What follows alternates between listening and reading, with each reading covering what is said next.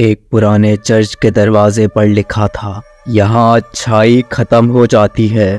इस खौफनाक दरवाजे के सामने दो सिस्टर्स खड़ी थीं, लेकिन इनके पास इस दरवाजे से गुजरने के सिवा कोई और चारा नहीं था।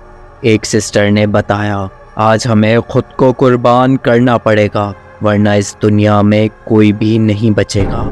थोड़ी देर तक रुकने के बाद दोनों सिस्टर्स दरवाज़ा खोलकर इस चर्च में चली गईं, लेकिन उन्हें ये नहीं पता था कि वहाँ वेलिक नाम की एक खौफनाक नन का इंतज़ार कर रही थी। उसने फ़ौरन एक सिस्टर पर हमला कर दिया और इसको कत्ल कर दिया, लेकिन मरने से पहले इस राहिबा ने एक चाबी दूसरी राहिबा को दी।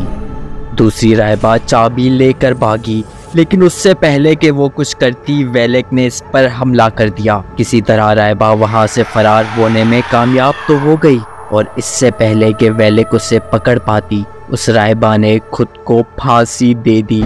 इन दो सिस्टर्स की मौत की खबर जब रोमानिया के एक अजीम पादरी को पता लगी, तो उस पादरी ने इस मामले की तहकीक करने का फैसला किया। पादरी उसी चर्च में आता है जहां इन दो राहिबाओं का कत्ल हुआ था।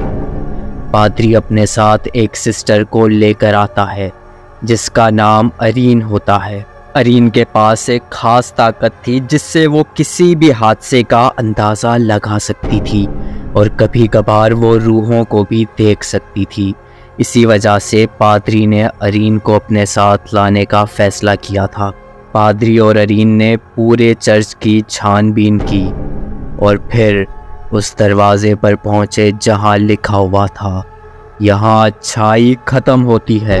इस दरवाजे से अंदर जाते ही इन्हें बहुत बेचैनी महसूस हुई। पुराने कमरों में इन्होंने देखा कि सफ़ेद गाउन में मलबूस चंद राहिब एक जगह से दूसरी जगह तक जा रहे हैं। जब वो थोड़ा आगे गए तो सारी चीज़ें खुद ब खुद हिलना शुरू हो गईं। ये मंजर देखने के बाद इन्हें ये तो पता चल गया था कि यहाँ कोई शैतानी रूह मौजूद है जो ये सब कर रही है। फिर पादरी को राहिबा की लाश एक कोने में लटकी हुई मिली, जिसने खुद को फांसी देकर मार लिया था। उसकी गर्दन टूटी हुई थी और उसका आधा चेहरा सड़ चुका था। लेकिन अचानक राहिबा ने आंखें खोलकर पादरी पर हमला कर दिया और उसे एक ताबूत में डालकर बंद कर दिया। वहीं दूसरी तरफ अरीन को उस चर्च में एक सिस्टर मिली, जिसने उसे बताया कि बहुत सालों पहले इस चर्च में कुछ लोग काला जादू करने के लिए बदरूहों को यहाँ बुलाते थे, और उन्हें बुलाते हुए हमारी दुनिया का एक पोर्टल खुल गया था, और उसी पोर्टल से शैतानी रूहें हमारी दुनिया में आने लगी। इन्हीं में उनकी सरदार वेलिक भी हमारी दुनिया में आ गई, और वेलिक इस दुनिया में हर उस शख्स को मारना चाहती है जो खुदा की पूजा करता है।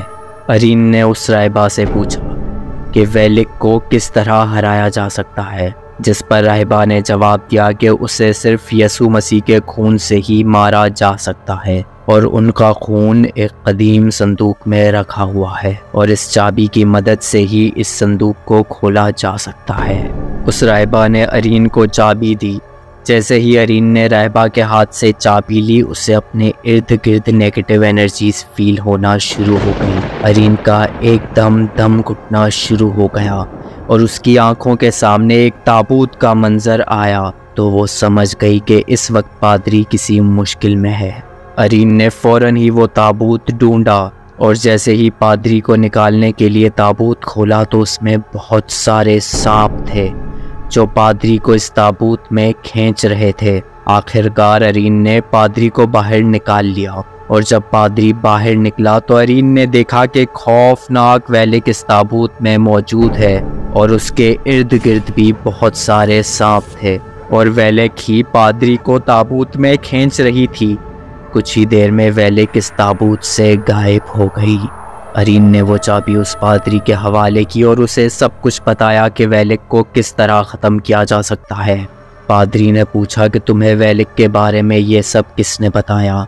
अरीन ने बताया कि उसकी मुलाकात इस चर्च में रहने वाली एक सिस्टर से हुई, जिसने उसे तमाम मालूमात बताई, जिस पर पादरी ने कहा कि इस चर्च में कई सालों से कोई नहीं रहता, और इस जगह को मुकम्मल तौर पर तबाह कर दिया गया था। इसका मतलब ये था कि जिस राहिबा ने अरीन को चाबी दी थी वो दरअसल खुद एक रूह थी जो वेलिक को शिकस्त देने में इनकी मदद करने की कोशिश कर रही थी।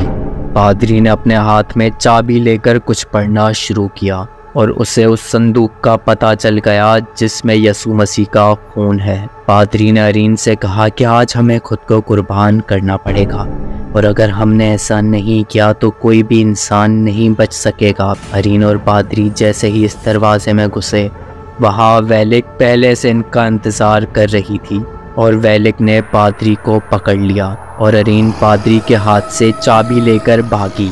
अरीन ने अपने स्पेशल पावर्स की मदद से संदूक का पता लगा लिया। पादरी अपनी जान बचाने के लिए मुसलसल एक के बाद एक मंत्र पढ़ रहा था लेकिन वेलिक पर कोई असर नहीं हो रहा था।